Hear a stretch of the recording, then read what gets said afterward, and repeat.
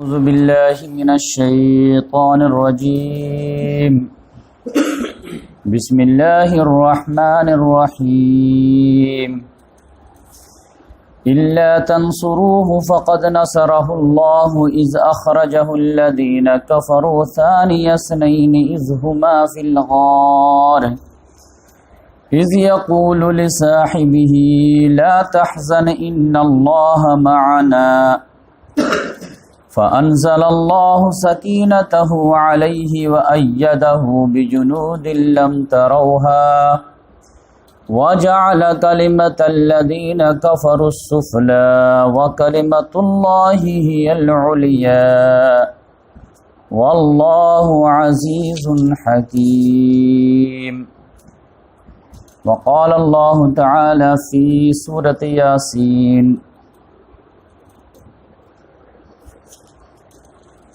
وَجَعَلْنَا مِنْ بَيْنِ أَيْدِيهِمْ صَدًّا وَمِنْ خَلْفِهِمْ صَدًّا فَأَغْشَيْنَاهُمْ فَهُمْ لَا يُبْصِرُونَ. صدق اللہ العظیم. محترم سامعین کرام، ابھی آپ لوگوں کے سامنے دو صورتوں کی دو آیات کی تلاوت کی گئی، ایک سورۃ التوبہ اور ایک سورہ یاسین. سورۃ التوبہ 10ویں پارے سے شروع ہو کر کے 11ویں پارے پہ ختم ہوتی ہے اور تقریباً ایک پارے کی سورہ ہے. تو اس کی ایک آیت نمبر 40 کی تلاوت میں کیا، اور ایک دوسری آیت جو ہے وہ سورہ یاسین ہے، جو یاسین سورہ نمبر 36 ہے، اور یہ 22ویں پارے سے شروع ہو کر کے 23ویں پارے پہ ختم ہوتی ہے، اور یہ ایک پاؤ کی آیات سورہ ہیں، اور اس کی آیت نمبر ہے آیت نمبر 9. تو آج انشاءاللہ ہمارا سیرت النبی کا جو سلسلہ وار جو چل رہا ہے، تو اس میں جو واقعہ آنے والا ہے وہ ہجرت کا واقعہ ہے.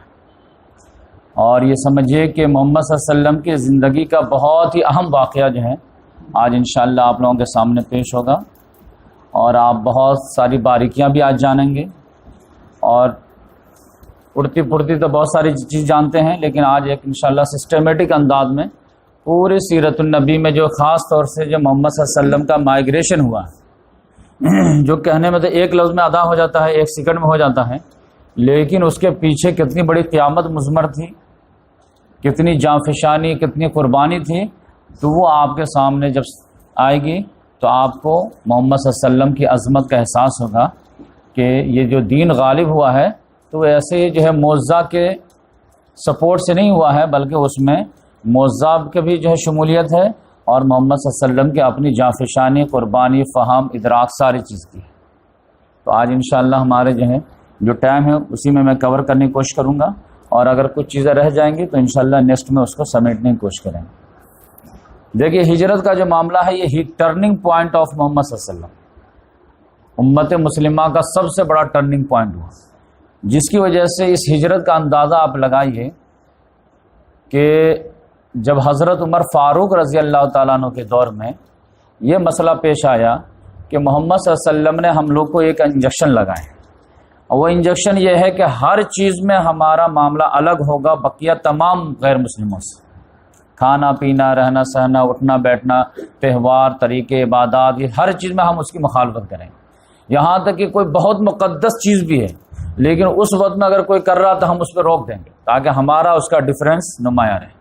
نماز پڑھنے کتنی اچھی چیز ہے، لیکن 3 وقت میں روک دیا گیا.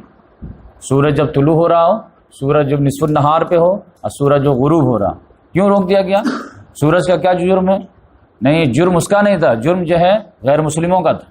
تو اس وقت انہوں نے خدا کو چھوڑ کر کے سورج کو پوجنا شروع کر دیا تھا. تو اب تم پوجتے ہو اور ہم بھی پوجنے لگے تو عام پبلک کہیں کنفیوز نہ ہو جائے کہ سب ایک ہی ہیں، دیکھو سب لوگ پوجا کرتے ہیں. تو اس وقت مسلمان نہیں پوجیں گے، مسلمان عبادت نہیں کریں گے. تو آپ سمجھیے کہ نماز یہ ہے کتنی اہم چیز ہے، لیکن دوسرے کی وجہ سے اللہ تعالیٰ نے اس وقت جو ہے اس کو ادا کرنے سے روک دیا.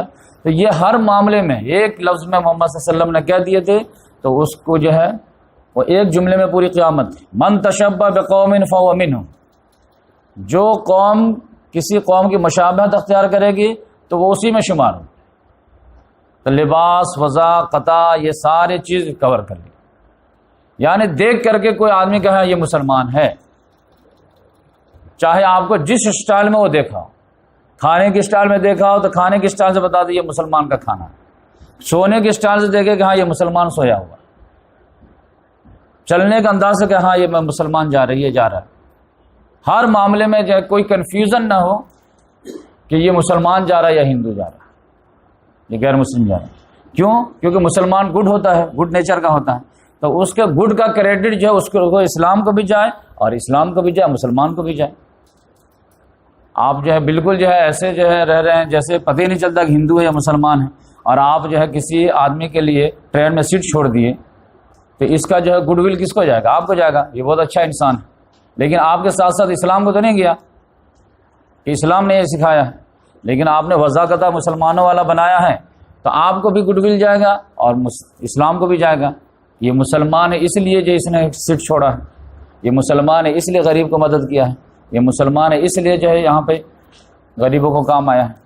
تو اس لحاظ سے آپ سمجھیے کہ من تشبہ بقوم فہو منہ۔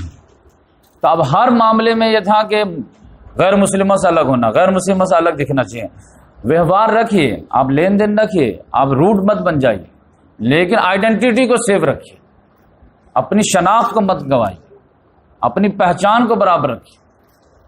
تو اب یہ مسئلہ اڑتے اڑتے ڈیولپ ہوتے ہوتے جو اتنا ڈیولپ ہو گیا کہ پھر حضرت عمر رضی اللہ تعالیٰ عنہ کے دور میں ایک سوال پیدا ہو کہ پھر اب ہمارا کیلنڈر بھی الگ ہونا چاہیے۔ ہاں یہ بھی ہونا چاہیے، یہ انگریزی کیلنڈر بھی جو ہے یہ اللہ کا کیلنڈر ہے، وہ سورج کے بیس پہ ہے، یہ وہ چاند کے بیس پہ ہے، لیکن اس میں بھی ایک اسپیشل ہمارا ہونا چاہیے۔ ساری زمین اللہ کی ہے لیکن اس میں ایک خاص مسجد ہم بناتے ہیں کہ نہیں کہ یہ اللہ کا پراپر گھر، یہاں پر صرف عبادت ہوگی، یہاں پر اور کوئی بزنس وغیرہ نہیں ہوگی۔ تو اسی طرح سے جو ہے سارے جو جتنے بھی کیلنڈر ہیں، چاہے اردو کے ہو، ہندی کے ہو، مراٹھی کے ہو، انگلش ہو، سب اللہ ہی کے ہیں، کیونکہ فینومین آف نیچر ہی پہ بنائے ہوئے ہیں، لیکن ایک اسپیشل کیلنڈر تو اپنا ہونا چاہیے، جو کیلنڈر مسلمانوں کی شناخت کہاں ہونا چاہیے۔ تو اب بیٹھے سارے صحابہ کرام کہ کس کو بنایا جائے، تو پتا چلا کہ کئی سوالات آئے کہ محمد صلی اللہ علیہ وسلم کی پیدائش کو جو ہے لینڈ مارک بناتے ہیں، کسی نے کہا کہ محمد صلی اللہ علیہ وسلم کو جس سال نبوت ملی ہے اس کو بناتے ہیں، کسی نے کہا محمد صلی اللہ علیہ وسلم جس سال وفات پائے ہیں اس کو بناتے ہیں، لیکن حضرت عمر رضی اللہ تعالیٰ عنہ کو ویژن تھا اور بار بار اس پہ اصرار رہے کہ نہ ولادت، نہ نبوت، نہ وفات، میری مانو تو میں کہتا ہوں کہ ہجرت کو ٹرننگ یہ جو ہے اسلامی کیلنڈر کا بیس بنا، گرچہ اس میں محمد صلی اللہ علیہ وسلم کی 40 سال والی نان پروفٹ والی لائف بھی جو ہے قربان ہو جا رہی ہے اور 13 سال مکے والی بھی قربان ہو جا رہی ہے، لیکن کیا چلے گا؟ لیکن مسلمان بچہ جب ہوش کھولے نا تو اس کو جو ہے ایسا نہ لگے کہ ہم جو victim category of the society ہیں، اس کو بس دور عروج ہی نظر آئے، دور زوال کو جو ہے جھوکا بھی نہ لگے۔ تو انہوں نے کہا کہ ہاں ہجرت کو جو ٹرننگ پوائنٹ بناتے ہیں اور یہاں سے اسلامی کیلنڈر کا آغاز کرتے ہیں۔ آج آپ دیکھ لیجئے 1440 ہجری ہے، ورنہ جو ہے 1453 نبی ہونا چاہیے۔ تو اس لحاظ سے ہجرت کا بہت اہمیت تھی، یہ ٹرننگ پوائنٹ امت مسلمہ ہو گیا تھا، دورے سے زوال سے نکل کر کے دور عروج میں آ گئے تھے۔ اسلام آیا ہی ہے، الاسلام یعلو ولا یعلا، اسلام آئی ہے غالب ہونے کے لیے، مغلوب میں تو اس کا کوئی رول ہی نہیں ہے۔ تو اس لحاظ سے آج انشاءاللہ ہم آپ کے سامنے پیش کرتے ہیں۔ دیکھیں محمد صلی اللہ علیہ وسلم کو 10 نبوی میں 2 بڑے جھٹکے لگے، اور وہ 2 جھٹکے کیا تھے؟ چچا ابو طالب کا انتقال ہو گیا، حضرت خدیجہ کا انتقال۔ محمد صلی اللہ علیہ وسلم مکے میں اپنے بلبوتے پہ جو ہے رہ نہیں سکتے تھے، کیونکہ ان کے خاندان کا جو سربراہ تھا وہ ابو لہب بن گیا، اور وہ ورث یعنی میں تھا محمد صلی اللہ علیہ وسلم۔ اس نے جو ہے سائلنٹلی اعلان کر دیا کہ اب تم لوگ جو مرضی کرو، ہم بیچ میں آنے والے نہیں ہیں۔ تو محمد صلی اللہ علیہ وسلم الٹرنیٹ کی تلاش میں چلے گئے اور طائف گئے، اور طائف میں 10 روز رہے، بڑے بڑے سرداروں سے ملے، لیکن طائف والوں نے وہ سلوک کیا 10 دن میں جب مکے والوں نے 10 سال میں نہیں کیا تھا۔ تو وہاں سے جو ہے نراش آئے، پھر محمد صلی اللہ علیہ وسلم ٹرائی کرتے رہے مختلف قبائل کے، جو پچھلے لیکچر میں آپ کو میں بتایا، لیکن اللہ تبارک و تعالیٰ نے کہا کہ میں ایک جو ہے کھڑکی کھول دیتا ہوں، بات سمجھ میں آئے؟ اور وہ کھڑکی کہاں سے کھلی؟ 450 کلومیٹر دور شمال سے، یثرب شہر سے۔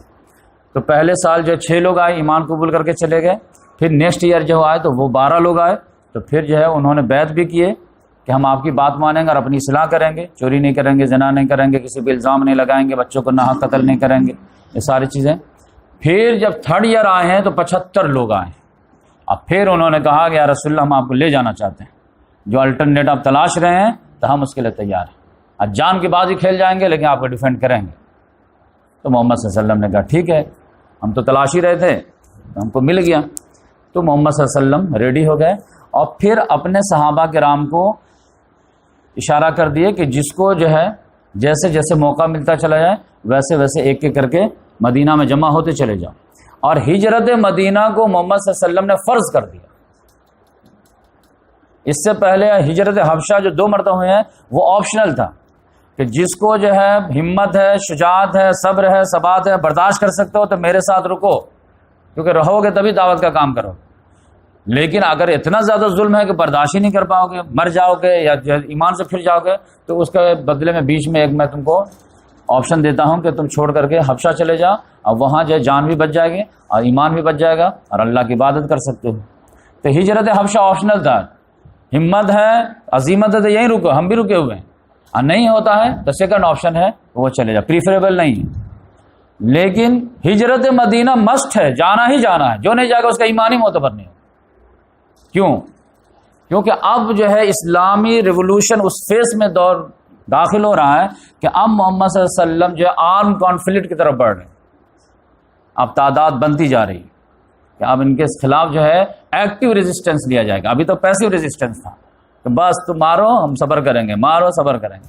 آپ جو ہے یہ مار کھاتے کھاتے اب ہمارے بندے کندن ہو گئے، اب جو ہے اینٹ کا جواب پتھر سے دیا جائے گا۔ وہ زمانہ گیا جو ہے تم گالی دیتے تھے تو ہم پھول دیتے تھے، تم مارتے تھے تو ہم دعائیں دیتے تھے، اب وہ گیا، اب ایک اینٹ مارو گا ہم 2 پتھر ماریں گے۔ اور اس کے لیے جو ہے جہاں بھی موتی بکھرے ہوئے سب کو سمیٹو، لہذا ایک تو بڑا چنگ جو ہے یثرب میں مل گیا صحابہ کے انصار کے شکل میں، اور پھر جہاں جہاں طائف میں 2 مسلمان ہیں پہنچے مدینہ، ادھر کوئی ہے پہنچے مدینہ، ادھر کوئی ہے پہنچے مدینہ، جو جہاں پہنچے مدینہ، سارے لوگ پہنچنا شروع ہوئے۔ اور پھر جو ہے تو سب سے پہلے جو ہجرت کس کے نصیب میں آئے وہ واقعہ بھی جو بہت انٹرسٹنگ ہے، تو وہ میں آپ کو سناتا ہوں۔ حضرت ابو سلمہ رضی اللہ تعالیٰ بیعت عقبہ کبریٰ کے بعد جو ہے محمد صلی اللہ علیہ وسلم اشارہ دے دیتے تھے کہ جس کو جیسے موقع ملتا جائے ایک ایک کر کے نکلو، کیونکہ یہ لوگ اتنا آسانی سے نکلنے بھی نہیں دیں گے، تو چانس لیتے جاؤ نکلتے چلیں۔ انہوں نے اپنی بیوی اور بچے کو لیے، ان کا نام ابو سلمہ اور ان کا بیٹا سلمہ، تو اس کی بیوی کا نام ام سلمہ، یعنی کنیت کے حساب سے ام مانے ماں، ابو مانے باپ، تو ابو سلمہ، ام سلمہ، سلمہ، وہ تینوں نکلے۔ ابتح کے مقام پر جو ہے قریش والوں نے دیکھ لیا، کہا بھائی صاحب کہاں جا رہے ہیں؟ کہا بھائی صاحب کہاں جائیں گے، جب رہنے نہیں دو گے مکے میں صحیح سے تو کیا کریں گے؟ جا رہے ہیں ہم ہجرت کر کے۔ کہاں جا رہے ہیں؟ تو یثرب جا رہے ہیں۔ اچھا تو یہ سب؟ ہاں تو یہ ہماری بیوی ہے، یہ بچہ، تو یہ بھی جائیں گے۔ اچھا تو آپ ان کے سسرال والے زیادہ تھے، بولے کہ ہم آپ سے اپنی بچی کا شادی اسی دن کے لیے کیے تھے کہ آپ ان کو لے کر کے گھومتے رہیں، در در کی ٹھوکریں خود کھا رہے ہیں اور آپ میری بچی کو بھی کھلا رہے ہیں۔ ہم تو آپ سے شادی اس لیے بچی کیے تھے کہ آپ جو ہے اس کو اچھی طریقے سے رکھیں گے اور خوش و خرم رکھنے کی کوشش کریں گے، آپ تو کبھی ادھر جا رہے ہیں، کبھی ادھر جا رہے ہیں، کبھی ادھر جا رہے ہیں۔ تو ایسا دیکھے کلیئر کٹ، آپ کو جانا چاہیے، میری بچی نہیں جائے گی۔ معاملہ میری بیوی ہے جانے دو، نہیں تمہاری بیوی ہے لیکن پہلے میری بیٹی ہے، نہیں جائے گی۔ اب اس زمانے میں جو ہیومن رائٹس تو تھا نہیں، اس زمانے میں باپ جو گارجین بول دیا قبیلہ سسٹم تھا، تو انہوں نے کہا اچھا ٹھیک ہے لے جائیے اپنی بچی کو۔ اب وہ ام سلمہ رونے لگی بہت زیادہ۔ اب جیسے یہ تھوڑی دور پہنچے کہ ان کے گھر والے پہنچ گئے، سلمہ کے ددیال والے، انہوں نے کہا یہ بچہ کہاں جا رہا؟ تو یہ تو بچہ میرے خاندان کا ہے۔ تو بولا کہ یہ بچہ دو میرے، تو وہ فوراً اس کی دادی پھوپھی وغیرہ پکڑی، لیکن اس کی ماں دینے کے لیے تیار نہیں ہوئی۔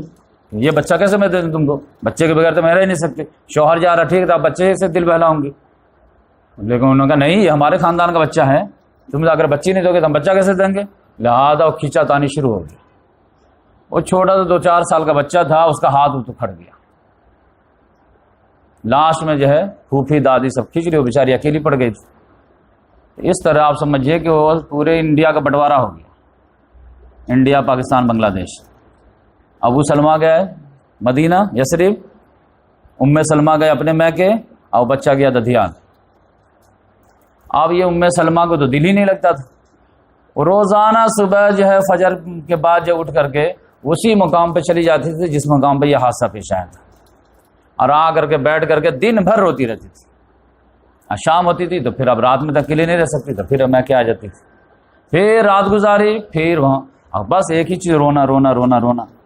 تب 5-6 مہینہ جب گزرا ہے تب اسی کے خاندان والے کو کسی رحم آ گیا کہ ارے بھائی یہ تو روتے روتے ایسے ہی جو جان دے دے گی، گل جائے گی، تو اس سے فائدہ کیا ہے؟ اس کی خوشی کے لیے روکے تھے نا، تو اس کی خوشی تو شوہر میں، تو جانے دو اس کو، جس میں بچے خوش اسی میں ہماری خوشی۔ تب جو ان لوگوں کو رحم آیا تو کہا اچھا ٹھیک ہے جاؤ۔ تو جب جانے لگی تو پھر وہ ددھیال والے کو بھی رحم آیا، اچھا تم جانے دے رہے تو ہم بھی تم کو بچے کو دے دیتے ہیں، تو پھر وہ بچے بھی حوالے کر دیے، جاؤ۔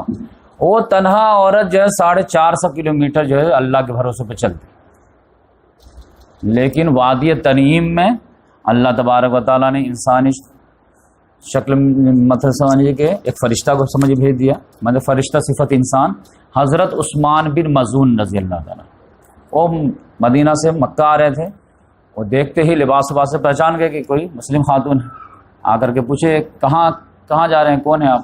انہوں نے بتایا کہ میں ام سلمہ ہوں، میرے شوہر پہلے ہجرت کر لیتے، مجھے روک دیا گیا تھا۔ تو انہوں نے اپنا جرنی کینسل کیے، اپنے اونٹ پہ بیٹھائے اور پھر پاؤں پیدل اپنا جو ہے مہار پکڑ کر کے پورا 450 کلومیٹر ان کو پہنچائے۔ ان کو ارجنٹ بہت کام تھا، لیکن جیسے قبا دور ہی سے نظر آئی تو فوراً بولے کہ یہ دیکھیے یہ قبا بستی نظر آ رہی ہے، آپ کا شوہر اسی میں ہے، تو آپ چلی جائیے، اور مجھے ارجنٹ جب جو ہے مدینہ جانا ہے تو میں آپ جا رہا ہوں۔ تو اس طرح سے پورے جرنی میں اللہ تعالیٰ نے ایک مسافر بھیج دیا، مسیحا بھیج دیا جو انہیں اچھی طرح پہنچا دیا۔ دوسرا ایک واقعہ جو ہے آپ کو ہجرت کا واقعہ سمجھنے میں جو مدد دے گی، صہیب رومی رضی اللہ تعالیٰ، یہ روم کے رہنے والے تھے، ان کا نام تھا صہیب۔ تو یہ جو ہے بالکل پاکٹ خالی جو ہے آئے تھے مکہ، بہت سارے لوگ رہتے ہیں یو پی بہار سے آتے ہیں، یہاں پہ محنت کرتے ہیں، کاروبار چمکا لیتے ہیں، تو ویسے ہی جو ہے وہ وہاں سے آئے تھے۔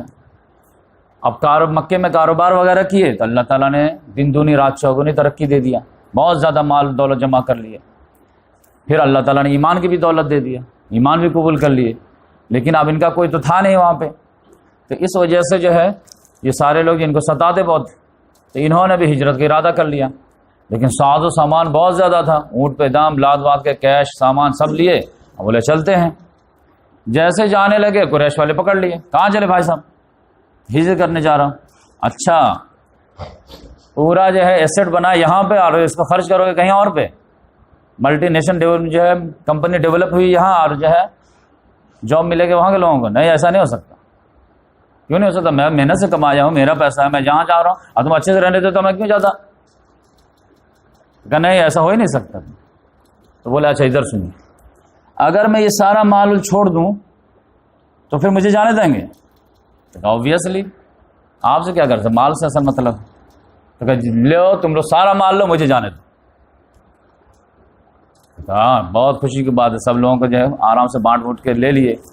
آپ سب لوگ جو ہے ملامت کر رہے ہیں صہیب رومی کو، کیسا یہ تھا، جذباتی نوجوان تھا، ایسا تھا، اتنی محنت سے گاڑی کمائی دے دیا فری میں ایسے۔ یہ اڑتے پڑتے خبر جو محمد صلی اللہ علیہ وسلم تک پہنچی تو محمد صلی اللہ علیہ وسلم نے 2 مرتبہ ریپیٹ کی، صہیب نے نفع کا سودا کیا، صہیب نے نفع کا سودا کیا۔ تم کو لگتا گھاٹے کا سودا، وہ نفع کا سودا، وہ جب مال جائے گا کہاں، وہ اللہ کے جو ہے فکس ہو گیا ہے، لیکن آپ جو ہے اسلامی ریولوشن میں قدم آگے بڑھ گیا اس میں۔ تو اس طرح سے آپ کو اندازہ ہوگا، جو جیسے جس حیثیت کا تھا اسی سٹائل میں نکلا، جس کا کوئی پرسان حال تھا وہ بہت رات میں چھپاتے نکلے، جو مڈل تھے تو مڈل کلاس میں۔ اور حضرت عمر فاروق رضی اللہ تعالیٰ نے جیسے آدمی، تو وہ تو ایک دم بہادر آدمی تھے، وہ تھے عیاش ایک صحابی تھے، اور ایک جو ہے ہشام صاحب، 3 جو ہے دم آرام سے علل اعلان نکلے۔ اب اعلان بھی کرتے جس کو جو ہے لڑنا ہے تو حرم کے باہر آؤ، یہ بہت غریبوں کو کمزوروں سے لڑتے رہتے ہو، طاقت دکھاتے رہتے ہو، آؤ باہر۔ جس کو اپنی بیویاں بیوہ کرانی ہو اور اپنے بچے یتیم کرانے ہو تو پہلے 2 ہاتھ ہم سے کر لے، یا تو میں شہید ہو جاتا یا وہ کوئی کام آ جائے۔ لیکن سب ایک آدمی ایک دوسرے کو دیکھتا رہا، کسی کی ہمت نہیں ہوئی، تو یہ آرام سے گئے اور مدینہ پہنچ گئے۔ لیکن ابو جہل تو وہاں پہ تھا نہیں، ابو جہل کا یہ بھائی تھا عیاش اور ہشام، اس نے جو ہے اونٹ لیا, پہنچ گیا مدینہ, وہ اور حارث نام کا آدمی. اب پھر عیاش کو کہا کہ تم کو معلوم ہے کچھ, تمہاری ماں جو بھوک ہڑتال پہ بیٹھ گئی ہے, اور وہ کہہ رہی ہے کہ نہ میں بالوں میں کنگھی کروں گی, نہ جو ہے دھوپ سے باہر چھاؤں میں آؤں گی, مر جاؤں گی جب تک عیاش جو ہے واپس نہیں آتا. تو وہ جذباتی ٹائپ کے انسان تھے, وہ پگھل گئے کہ ارے ماں کا ایسا ہو, تو کہہ کہ ٹھیک ہے میں واپس جاتا ہوں. حضرت عمر تو رو گئے کہ یہ جو ابو جہل کی چال ہے, تمہاری ماں ایسے نہیں کی ہوگی, اور اگر کی بھی ہے نا تو اگر اس کو تیز دھوپ لگے گی نا تو خود ہی بھاگ کر کے چھاؤں میں آ جائے گی, اور جب جوں کاٹے گی نا تو خود ہی جگہ بال میں کنگھی کرے گی, تم ٹینشن نہیں لو. لیکن اس نے کہا نہیں میری ماں جو ہے تھوڑی سی ضدی ٹائپ کی ہے, اور جو بول دیتی ہے, مجھے جانا ہوگا. تو حضرت عمر رضی اللہ نے کہا کہ اچھا ٹھیک ہے, جانے کے لیے تم تیار ہے, مجھے تو لگتا ہے یہ آدمی جھوٹ بول رہا تم کو, لیکن اگر جانا ہی ہے نا تو میرے جو ہے ایک دم موٹا تازہ اونٹ ہے, اس کو لے جاؤ, اور اس پہ اترنا نا, اور پھر جیسے ہی جب پتا چلے کہ رانگ جو ہے فوراً تیزی سے نکل آنا. لیکن وہ اونٹ تو لے لیے اور جانے لگے راستے میں, اور راستے ہی میں ابو جہل نے جو ہے جھوٹ بولا کہ دیکھو میری اونٹنی بہت لاغر ہو گئی, چل ہی نہیں پا رہی ہے, تو تم ہم کو لفٹ دیتے کیا؟ یہاں تو اچھے نیچر کے تھے, بولے آئیے. تو بیٹھا اونٹ کو, تو وہ بھی بیٹھا ہے, وہ حارث نام کا جو آدمی تھا وہ بھی بیٹھا ہے. تینوں آدمی جیسے اونٹ بیٹھا ہے ویسے دونوں کود کر کے جو ہے ان کا ہاتھ پاؤں باندھ دیا. ہاتھ پاؤں باندھ کر کے پھر مکہ لایا کہ لوگوں دیکھو جیسے میں نے جو ہے بھگوڑوں کو لے کر کے پکڑ کے لایا ہوں اپنے خاندان کے, ویسے تم لوگ بھی اپنے اپنے بھگوڑوں کو پکڑ کے لاؤ. تو یہ لوگ جو اتنا آسانی سے جانے بھی دینا نہیں چاہ رہے تھے, لیکن ایک ایک کر کے نکلتے گئے یہاں تک کہ مکے میں سناٹا چھا گیا, خیر پورا نکل گیا. اب صرف بنجر جیسے باغ میں جیسے پھل اتار دیتے تو کیسے سناٹا رہتا ہے, باغ تو پورا رہتا ہے لیکن صرف پھل تو نکل گیا. تو ابو جہل کو پریشانی لاحق ہوئی, کہا فوراً ایک دارالندوا میں میٹنگ بیٹھایا, سارے سرداروں کو جمع کیا اور کہا کہ تم لوگ ہوش کے ناخن لو, تم کیا سمجھتے ہو کوئی لوگ چلے گا تو مصیبت ٹل گئی, یہ مصیبت بڑی تیار ہو رہی ہے. کیا مان مطلب یہ ہے کہ یہ لوگ جا کہاں رہے, حبشہ نہیں جا رہے ہیں, یہ مصیبت ٹل گئی. یہ لوگ اس بار اسٹریٹجیکل موو لیے ہیں, اور یہ لوگ یثرب میں جا کر کے بس رہے ہیں. یثرب جانتے ہو تم, جس روز یہ ان کا لیڈر نکل گیا اور ان کے اندر لیڈرشپ کی پوری صلاحیت ہے, اور وہاں ایک پوری فیلڈ تیار ہے, اور پورے جو ہے دیش سے وہاں لوگ نوجوان لڑکے تیار جمع ہو رہے ہیں, صرف ان کی کمی ہے. اور جس روز یہ وہاں پہ پہنچ گئے تو پھر تو تمہاری شہرگ ان کے ہاتھ میں آ جائے گی. کہا کیسے؟ کہا کہ تمہارا جو تجارتی قافلہ ہے وہ کہاں سے جاتا ہے؟ پورے جزیرے نما عرب کا جو تجارت ہے وہ یمن اور شام کے چلتی تھی, ایسٹ ویسٹ جو پورے تجارت تھی پورا ایشیا کا پورا یورپ کا, تو اس میں جو ہے لنک کون تھا؟ یہ عرب تھے, جزیرے نما عرب. یمن کے بندرگاہ پہ سامان اتارے, خشکی کے راستے سے لے گئے, پھر جو ہے شام کے ساحل پہ گرا دیے, پھر وہاں سے پورا یورپ چلا گیا, ادھر سے آیا تو ادھر آ گیا, ادھر سے آیا. اس بیچ میں صرف جو قریشی جو ہے تجارت کر سکتے تھے, کیونکہ یہ کسٹوڈین آف حرمین تھے. ہر خانہ کعبہ میں سارے قبیلوں کے بت رکھے ہوئے تھے, لہذا کوئی بھی آدمی ان کے بتوں کو جو ہے ان کے قافلے کو نہیں چھیڑ سکتا تھا. اسی کا حوالہ اللہ تعالیٰ نے دیا, لإلاف قریش إیلافهم رحلة الشتاء والصيف فليعبدوا رب هذا البيت الذي أطعمهم من جوع وآمنهم من خوف. اس رب کے گھر کی عبادت کرو جس نے تم کو کھانا دیا بھوک میں, امن دیا خوف میں. اس گھر کی وجہ سے تمہاری جو ہے سپرمیسی ہے, تمہارے قافلے کو کوئی نہیں چھیڑتا ہے, باقی سارے لوگوں کو لوٹ لی جاتے ہیں. تو کہا کہ تم کو معلوم ہے کہ اتنا فریلی جو تم ٹریڈ کرتے ہو ایسٹ ویسٹ, تو یہ لوگ تو بالکل جو ہے مدینہ میں بیٹھ گئے, سمجھو کہ جو ہے کیروان روٹس کے ہائی وے پہ بیٹھے ہوئے ہیں. بدر سے ہو کر کے تمہارا قافلہ گزرتا ہے, سردی میں تم یمن جاتے ہو, گرمی میں تم شام جاتے ہو. اب بدر کتنا کلومیٹر ہے مدینہ سے, تو یہ چھوڑیں گے تم کو. اب تمہارا جو ہے لائف لائن ہی جو ہے تجارت ہے, کھیتی تو ہوتی نہیں ہمارے یہاں, باغات تو ہے نہیں, بس بھیڑ بکری ہے یا پھر جو ہے تجارت ہے, کیسے جیو گے؟ کہا ارے بھائی اتنا تو ہم لوگ سوچے ہی نہیں تھے. کہا کرنا کیا ہے, کرنا کیا, کل میٹنگ بیٹھاتے ہیں. تو کل ہو کر کے میٹنگ بیٹھائے کہ سیریس ہم کو ڈو اینڈ ڈائی کا فیصلہ لو. ابھی بھی موقع ہاتھ سے نہیں گیا ہے, کیونکہ یہ ان کے دونوں مین ابھی رکے ہوئے ہیں, کیونکہ محمد صلی اللہ علیہ وسلم دو اپنے صحابی کو اسپیشلی روک دیے تھے, ایک فرسٹ خلیفہ کو, ایک فورتھ خلیفہ کو. حضرت ابو بکر صدیق رضی اللہ تعالیٰ عنہ کو بھی حضرت علی رضی اللہ اشارہ کر دیے تھے کہ آپ دونوں نہیں جائیں گے. تو وہ اشارہ میں سمجھ گئے تھے کہ شاید ہم آپ کے ساتھ جائیں. وہ تو کریڈٹ سمجھ رہے تھے. اب ادھر جو ابو بکر صدیق رضی اللہ بے چین تھے, سارے مسلمان ادھر چلے گئے تھے. یا رسول اللہ اجازت آئی نہیں آئی, اجازت آئی نہیں آئی. اب یہ اجازت آئی نہیں آئی مطلب کیا کہ رسول کے بارے میں اللہ تعالیٰ کی ایک کلیئر کٹ سنت ہے, آرڈر ہے کہ کوئی بھی رسول اپنی اپوائنٹمنٹ جگہ جو ہے وداؤٹ ایکسپریس پرمیشن کے چھوڑ نہیں سکتا, کیونکہ وہ اللہ کا امبیسڈر ہے, میسنجر ہے. اس کو حکم آئے گا تبھی چھوڑے گا, نہیں تو وہاں جیسے انڈیا بھی جو ہے پورے دنیا میں 193 ممالک ہیں تو اس میں ہمیں بھیجتے ہیں. تو کوئی چاہے اچھا ملک ہو یا بیکار ہو یا کچھ بھی ہو یا جنگ کے حالات ہو, اپنے سے بھاگ کے نہیں آ سکتے آپ کو وہاں پہ جو ہے اجازت لے کر کے آنا پڑے گا. یہی ایک غلطی ہو گئی تھی 1,24,000 انبیاء کرام میں یونس علیہ السلام سے. ان کو اللہ تعالیٰ نے بھیجائی نینوا والوں کی طرف, نینوا والوں کو سمجھاتے رہے وہ نہیں سمجھے, ایک دن غصے میں آ گئے. اچھا نہیں جان سمجھتے نہیں سمجھو, ہم جاتے دوسرے کو سمجھانے کے لیے. اب وہی جو ہے غصے میں نکل گئے تو کشتی میں سوار ہوئے. اب کشتی اوور لوڈ ہونے لگی اور ایسا ڈولنے لگی کہ پوری کشتی ڈوب جائے گی. تو لوگوں نے کہا کہ بھائی ایک آدمی کو اتارو, سب کی جان بچانے کے لیے کرا نکالا گیا تو آپ صاحب کا نکل گیا. یہ تو نیکی میں بالکل فیمس تھے, بس لوگ ان کی بات نہیں مانتے تھے. کہا نہیں آپ کا تو ہو ہی نہیں سکتا, نافرمان غلام کون ہو سکتا جو بھاگا ہوا.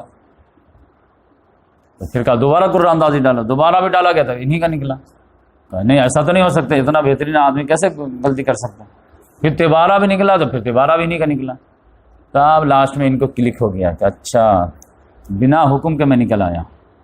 کہا ٹھیک ہے, کشتی سے پھینک دیا گیا اور ویل مچھلی نے آ کر کے اپنے اندر لے لی. اور اللہ تعالیٰ نے کہا کہ اگر وہ دعا نہیں مانگا ہوتا مچھلی کے پیٹ میں تو قیامت تک اسی اندھیر کوٹری میں ڈالے رہتا ہے. لا الہ الا انت سبحانک انی کنت من الظالمین. یہ دعا اتنے بہترین مانگے کہ اللہ تعالیٰ کا کہا کہ بس غلطی معاف. اب فوراً ویل مچھلی نے ساحل پہ پٹک دی. تو اس لحاظ سے جو ہے رسول جو ہے اب بار بار اللہ تعالیٰ نے قرآن میں نازل کر چکے تھے. محمد سے معلوم تھا کہ رسول اپنی جگہ اپوائنٹمنٹ کی جگہ جو ہے وداؤٹ ایکسپریس پرمیشن کے بالکل کلیئر کٹ نہ ہو تو اشارے کے نائن بالکل کلیئر کٹ نہیں ہے تو ہم چھوڑ نہیں سکتے. لہٰذا ڈیلی ابو بکر صدیق پوچھتے تھے رضی اللہ تعالیٰ عنہ کہ یا رسول اللہ آگے اجازت نہیں, آئی اجازت نہیں, آئی اجازت نہیں. یہاں تک کہ 5-6 مہینہ گزر گیا. ادھر جو ہے ابو جہل نے کل میٹنگ بیٹھا دیا کہ کل سارے سردار جو ہے دارالندوا میں جمع ہو جائیں. سب لوگ جو ہے 9-10 بجے کے قریب ناشتہ واشتہ کھا کر کے آرام سے دارالندوا میں پارلیمنٹ میں آ گئے. لیکن اس سے پہلے جو ہے جو شیطان ابلیس لعین ہے جس کو اللہ تعالیٰ نے قیامت تک کے لیے مہلت دیا ہے, جو آدم کو سجدہ نہیں کیا تھا, وہ انسانی شکل میں آگے موجود گیٹ پہ پہلے ہی. ادام بزرگ لوگ آئے گیٹ پہ, یہ بزرگ صاحب کہاں سے آ گئے؟ کہاں یہ بہت بڑے بزرگ ہیں, شیخ ہیں. کہاں کے شیخ ہیں؟ شیخ نجد, شیخ نجدی. تو آپ کا کیا کام ہے؟ کہا کہ مجھے پتا چلا ہے کہ تم لوگ دنیا کا سب سے بڑا ڈیسیزن لینے والے. ہاں تو اگر تم لوگ چاہو تو میں بھی بیٹھوں, میں بھی ایکسپیرینس بندہ ہوں اور میں تم لوگوں کو جو ہے اچھے مشورے سے محروم نہیں رکھوں گا. اف یو لائک الاؤ می, اگر تم کو پسند ہے تو مجھے بولو تو میں بھی آتا ہوں. لوگوں نے کہا اندھا مانگے دعا, آئیے بہت کریٹیکل معاملہ ہے. تو وہ آ گئے. اب سب لوگ میٹنگ شروع ہوئی. تو ابو الاسود نے پہلے کہا کہ بھائی میری رائے سنیے آپ. میری رائے یہ ہے کہ اس آدمی کو ایسا کرتے ہیں کہ جان ان سے ماننا تو اچھی بات نہیں ہے, اپنے بھائی بندوں کو اپنے ہاتھ سے خون رنگین کرنا اچھی بات نہیں ہے. ان کو عرب سے آؤٹ کر دیتے ہیں, دور دراز ایریا میں بھگا دیتے ہیں, یہ چلے جائیں گے, معاملہ ختم. تو وہی شیخ نجدی نے کہا نہیں, مشورے میں کوئی دم نہیں ہے. کیا مطلب؟ کہا کہ تم کو معلوم نہیں کہ ان کی باتیں کتنی میٹھی ہیں, ان کے بول کتنے اچھے لگتے ہیں, اور یہ جو کلام لاتے ہیں وہ تو دل ہی جیت لیتے ہیں. تو یہ جہاں جائیں گے تو خاموش بیٹھیں گے, یہی کلام سنائیں گے. تو وہاں تو پھر جو ہے, یہاں تو مخالفت کے باوجود اتنا جو پھیل جا ہے, اب وہاں تو جو بنا مخالفت ہوگی تو ایک ایک کر کے جمع ہوتے جائیں گے. اب پھر جب تعداد ہو جائے گی اس کے بعد چڑھائی کریں گے تب کیا ہوگا؟ تب سوچو کہ خواہ مخواہ ہم چھوڑ دیے. تو اس مشورے میں کوئی دم نہیں ہے. لوگوں کو بھی لگا ہاں جانے تو یہ اس میں نہیں. تو ابو البختری نے کہا میں مشورہ دیتا ہوں.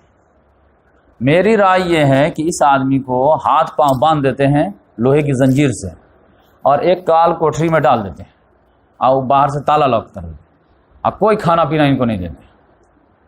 تو بھوک سے تڑپ تڑپ کیسے مر جائیں گے. تو پھر شیخ ندی نے کہا نہیں، مشورے میں تھوڑا دم ہے لیکن پورا دم نہیں. کیا مطلب؟ تم کو معلوم نہیں کہ ان کے جو فالوور ہیں وہ کتنے کان کھڑے رکھتے ہیں ان کے لیے، اور کتنا ان کو جو ہے لائک کرتے ہیں. اگر کسی کو بھنک بھی مل گئی نا کہ ہمارے جو لیڈر کو اندر بند کر دیا ہے، تو سارے جان پر کھیل کر کے توڑ تاڑ کر کے پورا لے جائیں گے. تو یہ رسک لینے کی کیا ضرورت ہے؟ اچھا ٹھیک ہے. تب ابو جہل نے کہا بھائی یہ تم لوگوں کا مشورہ میں بہت سن کے بور ہو گیا ہوں. اب مجھے لگ نہیں رہا کہ تم لوگ جب معقول کوئی مشورہ دے رہا. اب چاہ رہا تھا کہ پبلک ہی جو ہے وہاں تک پہنچ جائے جہاں تک میں چاہ رہا. کہا تم لوگ ادھر ادھر ایران توران کی بات کر رہے ہو، ادھر سنو میں خود ہی بتا دیتا ہوں کہ اصل میں کرنا کیا ہے اس سے. کہا بتائیے آپ. کہا ڈائریکٹ قتل.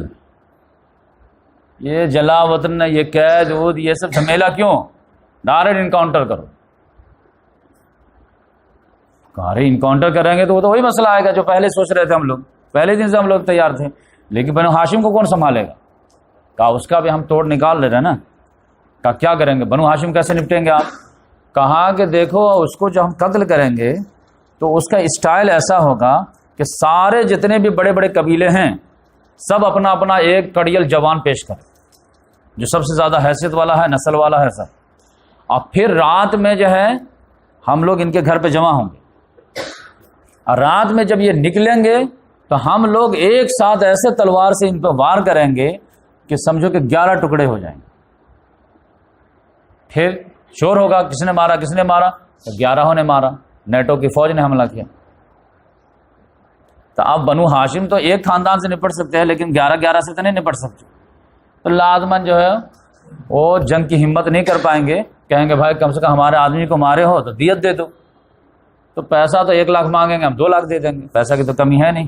اور پھر ہمارا معاملہ سالو ہو جائے گا، اور پھر سب لوگ امن سے رہنے لگیں گے، اور پھر بھائی بھائی ہو جائے گا، باپ بیٹا بیٹا ہو جائے گا، شوہر بیوی میں لڑائی ختم ہو جائے گی. تب شیخ نجدی نے کہا یہ ہے اصل بات، اس کو کہتے ہیں مشورہ اور اس کو کہتے ہیں دمدار. معاملہ فکس ہو گیا. کہا کہ اب تیاری کرو اور زیادہ جو ہے لائٹ بھی مت لو اور زیادہ جو ہے ٹائم بھی ویسٹ مت کرو. کب کرنا؟ یہ آج ہی کرنا ہے. زیادہ بات لکھ ہو جائے گی تو یہ آج ہی نکل گئے تو آج چانس نہیں دینا، آج ہی رات میں گیم کر دینا. اب یہ فیصلہ ہو گیا. سب لوگ کہا کہ اپنے اپنے نوجوانوں کو سلیکٹ کرو، نام پیش کر دو، مہر لگ گیا کہ رات میں سب لوگ پہنچ جائیں گے 10-11 بجے. ادھر اللہ تبارک کوئی سن نہیں رہا تھا، وہ تو کلوز ڈور میٹنگ ہو رہی تھی، لیکن اللہ تعالیٰ تو سن رہا تھا. اللہ تعالیٰ نے جبریل علیہ السلام کو بھیجے، جائیے محمد صلی اللہ علیہ وسلم کو کہہ دیجئے کہ آپ کے قتل کی سازش ہو چکی ہے. تو آج ہی اللہ تبارک و تعالیٰ آپ کو ہجرت کا بھی آرڈر دے رہا ہے، اور آج ہی رات میں نکلنا. یہ آپ کے بھی آزمائش. گیٹ پہ بیٹھے رہیں گے، گیٹ کے سامنے نکلیں، میں بچاؤں گا. رسولوں کے بچانے کی ذمہ داری اللہ کی ہوتی ہے. دنیا میں کوئی بھی آدمی رسول کو قتل نہیں کر سکتا، یہ بات سمجھ لیجیے. رسول دشمن کے ہاتھوں نہیں مر سکتا. اس کے لیے اگر اللہ تعالیٰ کو فزیکل لاس توڑنا پڑے ڈسٹرب کر دے گا، سمندر پھاڑ کے راستہ دینا پڑے راستہ دے گا، زہر کو کام کرنے سے منع کر دے زہر ناکام ہو جائے گا، زندہ آسمان پہ اٹھانا پڑے اٹھا لے گا. لیکن آگ کو گلے گلزار بنانا پڑے بنا دے گا. لیکن رسول کو کوئی دشمن قتل نہیں کرے گا. کیوں؟ کیونکہ اللہ تعالیٰ نے کہہ دیا کتب اللہ لاغلبن انا ورسولی، میں لکھ دیا ہوں کہ میں میرا رسول غالب ہو کے رہیں گے. تو مغلوب کیسے ہوں؟ ہاں نبی کو تم کر سکتے ہو، نبی کو تو سینکڑوں نبیوں کو ان لوگوں نے قتل کر دیا. وَيَقْتُلُونَ النَّبِيِّينَ بِغَيْرِ حق. یہ 4 چیز ہے قرآن نے لگایا ہے بنی اسرائیل پہ کہ یہ لوگ انبیاء کرام کو نہ قتل کر دیا کرتے تھے. زکریا علیہ السلام کو قتل کر دیا، یحییٰ علیہ السلام قتل کر دیے. تو یہ لوگ نبی تھے، رسول کو کوئی نہیں کر سکتا. اب محمد صلی اللہ علیہ وسلم رسول تھے، تو اللہ تعالیٰ نے کہا آپ رسول ہیں، آپ ٹینشن کر رہے ہیں. میں کہتا ہوں آج رات میں نکلیے ان کی آنکھوں کے سامنے. آئیے ہم بھی دیکھتے ہیں کہ یہ کیا کرتے ہیں. وَمَكَرُوا وَمَكَرَ اللَّهُ، یہ اپنے چال چل رہے ہیں، ہم اپنی تدبیر چل رہے ہیں. تو رسول اللہ صلی اللہ علیہ وسلم کا 100% اللہ تعالیٰ پہ بھروسہ تھا. کہا ٹھیک ہے ہم نکلیں گے. محمد صلی اللہ علیہ وسلم کو سمجھے کہ 12-1 بجے جبریل علیہ السلام آئے، فوراً 2 بجے جو ہے سمجھے کڑی دھوپ میں. حضرت عائشہ رضی اللہ تعالیٰ فرماتی ہیں کہ عرب کا عام معاشرہ جو ایسا نہیں تھا کہ وہ دھوپ میں نکلتا، کیونکہ دھوپ وہاں 50+ رہتی گرمی میں، اور جو ہے قیلولہ جو ہے ان کے یہاں بہت ضروری رہتا ہے. لیکن اچانک جو دھوپ میں کپڑا وپڑا لپیٹ کر کے محمد صلی اللہ علیہ وسلم آ رہے ہیں، سب لوگ دیکھ کر کے چادر سے لوگ پہچانتے تھے، وہاں تو طرح طرح کے جو لباس تو ہوتے نہیں تھے، ایک ہی لباس آدمی 6 مہینہ پہن رہا، پہچان بن جاتی تھی۔ محمد صلی اللہ علیہ وسلم اپنے چادر ادھر لپیٹ کر کے آ رہے تھے گرمی سے بچتے ہوئے، لوگ دوری سے دیکھ کے یہ محمد صلی اللہ علیہ وسلم آ رہے ہیں۔ ابو بکر صدیق رضی اللہ تعالیٰ دیکھ کے تڑپ گئے، بولے کہ کوئی سیریس میٹر ہوگا تبھی آ رہے ہیں۔ فوراً گھر میں گیا اور جو ہے ارینج کی، محمد صلی اللہ علیہ وسلم اجازت مانگے، آ سکتا ہوں کیا اندر؟ ہاں آئیے جلدی، ویلکم۔ محمد صلی اللہ علیہ وسلم نے کہا گھر میں جو بھی فالتو آدمی اس کو نکال دو باہر، ایک سیکریٹ بات کرنی ہے۔ ابو بکر صدیق رضی اللہ عنہ نے کہا کہ کوئی جو ہے فالتو باہر نہیں ہے، ایک آپ کی بیوی جو آپ کا نکاح ہو چکا ہے عائشہ ہے، ایک میری بڑی بیٹی ہے اسما ہے، وہ میری بیٹی ہے، لہٰذا اور کوئی تیسرا ہے نہیں چوتھا، لہٰذا بولیے کیا معاملہ ہے۔ تو محمد صلی اللہ علیہ وسلم نے کہا کہ ہجرت کی اجازت آ چکی، تیاری شروع کر دو، جو بھی سامان پیک کرنا ہے سب پیکنگ کر لو، آج ہی رات میں نکلیں گے، میں گھر سے نکل کے آؤں گا اور ڈائریکٹ آپ کے گھر پہ آؤں گا، اور یہاں سے پھر جو ہے مہم لانچ ہوگی، اور جو بھی ضروری سامان ہے آپ ریڈی کر لیجیے۔ ادھر حضرت ابو بکر صدیق رضی اللہ تعالیٰ عنہ جب سے جو ہجرت کے لیے لوگ جانا شروع ہوئے تھے اور ان کو محسوس ہو گیا تھا کہ ہم ہجرت کریں گے، اب محمد صلی اللہ علیہ وسلم نے اشارہ دے دیا ہے کہ ابو بکر آپ مت جائیے گا، تو ان کو لگ گیا تھا کہ میں ان کے ساتھ جاؤں گا۔ تو یہاں پہ پوچھے بھی کہ ہجرت کی اجازت آ گئی، ہاں، تو ساتھ میں کون؟ تو منڈی ہلائے تو سمجھ گیا میں، تو بولے اچھا۔ تو 4 مہینہ پہلے ہی 2 اونٹ جو خرید کے رکھ لیے تھے کہ ارجنٹ میں کبھی بھی آرڈر آ سکتا ہے، تو 2 اونٹ جو ہے دے دیے تھے، جیسے ہم لوگ جو ہے قربانی کا جانور خریدتے ہیں کسی کو پالنے کے لیے دے دیتے ہیں، اب پھر 10 روز پہلے لے آتے ہیں، تو اسی طرح 2 اونٹ ایک دم جو ہے کہ ببول کا پتہ کھلا جتنا پیسہ مانگ دیں گے، اس کو ریڈی رکھو، جس رو مانگے اس رو دے دینا۔ تو وہ 2 ببول کا جو ہے کھلا کر کے جو ہے اونٹ ایک دم تیار مضبوط۔ اب پھر جیسے محمد سے ادھر کے گئے تو پورا جو پیکٹ وغیرہ بنائے، جو بھی ضروری سامان ستو وغیرہ جو بھی لینا رہا ہوگا لیے۔ اب پھر عبداللہ بن عریقت نام کا ایک آدمی تھا، وہ ابھی مسلمان نہیں ہوا تھا لیکن بھروسے مند آدمی تھا اور راستے کا بہت بڑا ایکسپرٹ تھا، تو اس کو ہائر کیے، پہلے سے بات کر کے رکھے تھے لیکن بولے آج کام آ گیا تھا، دیکھو ابھی ہم لوگ آج یہاں سے جو ہے نکلیں گے رات میں، لیکن 3 دن جو ہے ہم لوگ رات گزاریں گے کہاں؟ غار ثور میں، اور 30 دن کے بعد 4تھے دن جو ہے تم دونوں اونٹ لے کر کے پہنچ جانا غار ثور کے پاس، اور وہاں سے پھر ہم لانچ کریں گے۔ تو اس نے کہا ٹھیک ہے اوکے۔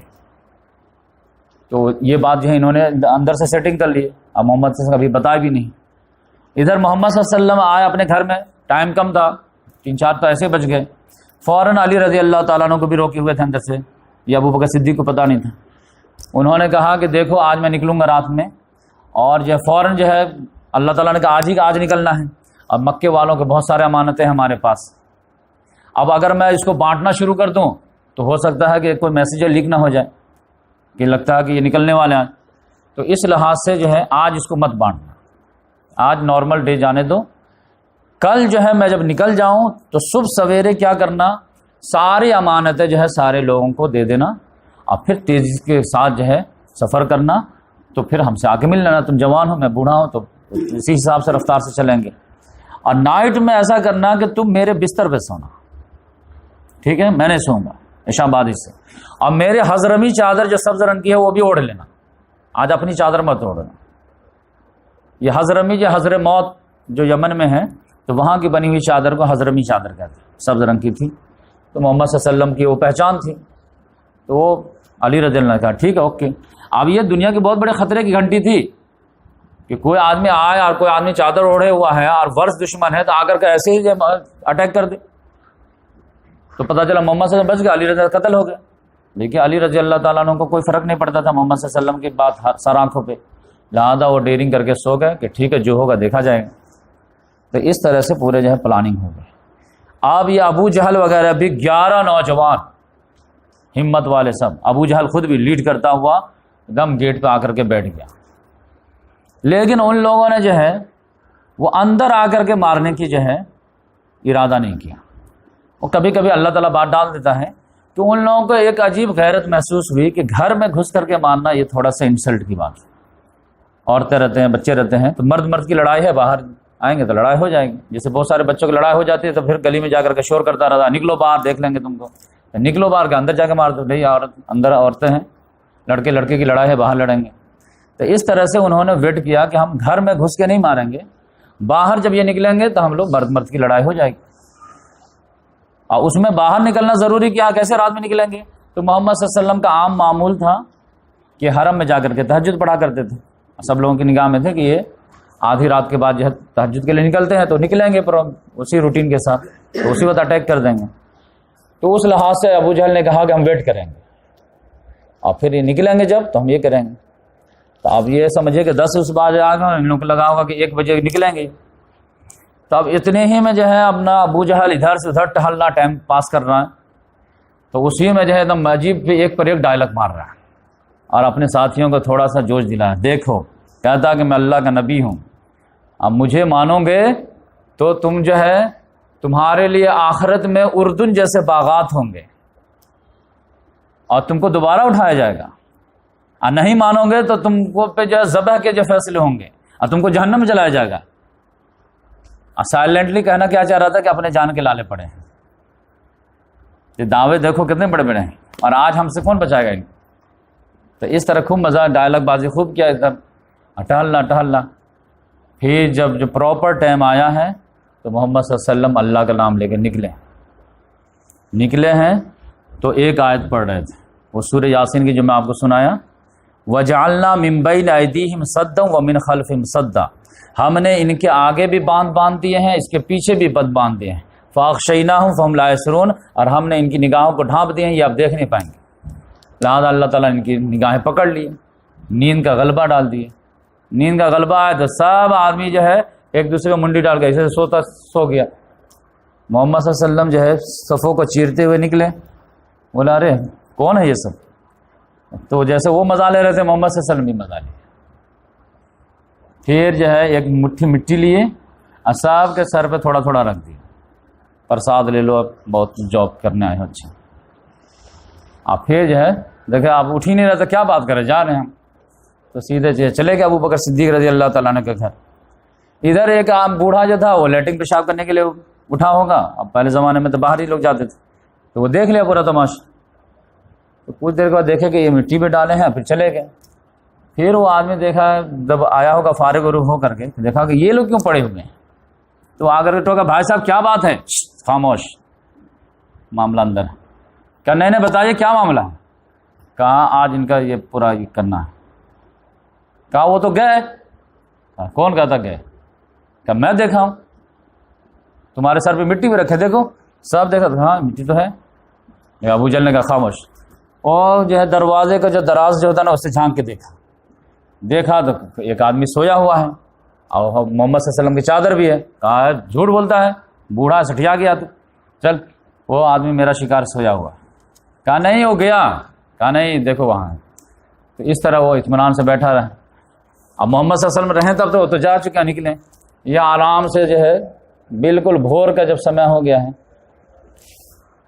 تو ان لوگوں کو نیند کا غلبہ آیا. نیند کا غلبہ آیا تو اور جو سو گیا. پھر جیسے سورج نکلا, تیز دھوپ پڑی ہے, تو آنکھ کھلی تو سب لوگ سمجھے کہ شکار مس ہو گیا, ہم لوگ خامخواہ نیند آ گئی. لیکن ابو جہل نے پھر جھانک کے دیکھا, نہیں وہ تو ہے. تب کہا نہیں ہے.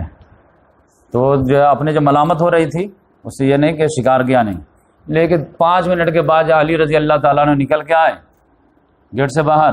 کیا بات ہے بھائی؟ اور وہ چادر ان کے جو ہے کندھے پر لٹک رہی تھی. کہا تم تھے کیا سوئے ہوئے؟ کہاں میں تھا. تو وہ کہاں گئے تمہارے؟